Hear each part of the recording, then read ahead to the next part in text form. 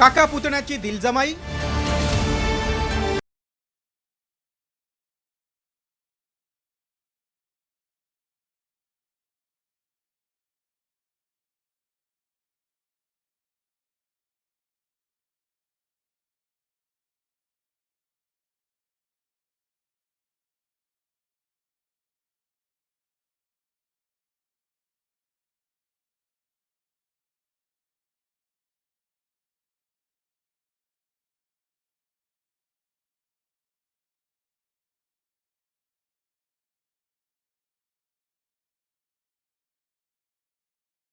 फुटीनंतर ही पहिलीच निवडणूक आहे आणि त्याच्या अगोदर जे दोन्ही सगळे पक्ष एकत्र असताना आम्ही लढाई दिलेली आहे। फार मोठा काही फरक आहे असं मला वाटत नाही।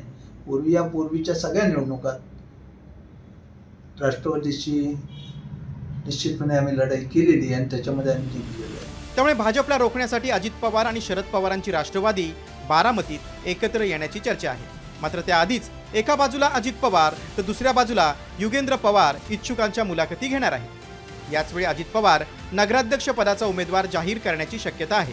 एवढंच नाही तर पिंपरी चिंचवडमध्येही भाजपला रोखण्यासाठी दोन्ही राष्ट्रवादींनी एकत्र येण्याची तयारी केली आहे।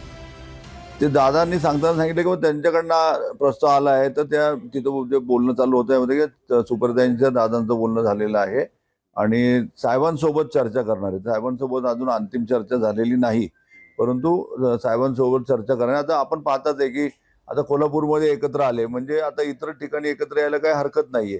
त्यामुळे पिंपरी चिंचवड शहराचे राष्ट्रवादीचे जे अध्यक्ष आहेत पवारसाहेब गटाचे, त्यांनी सुद्धा त्यांचं मनोगत मागच्या आठवड्यामध्ये दिलं होतं की ते सुद्धा एकत्र यायला तयार आहेत। माननीय अजितदादा पवार यांच्या पक्षाचे शहराध्यक्ष यांनी आपल्या माध्यमातून युतीचा किंवा महाविकास आघाडीचा प्रस्ताव दिलेला आहे आणि आम्ही त्याचं स्वागत केलेलं आहे।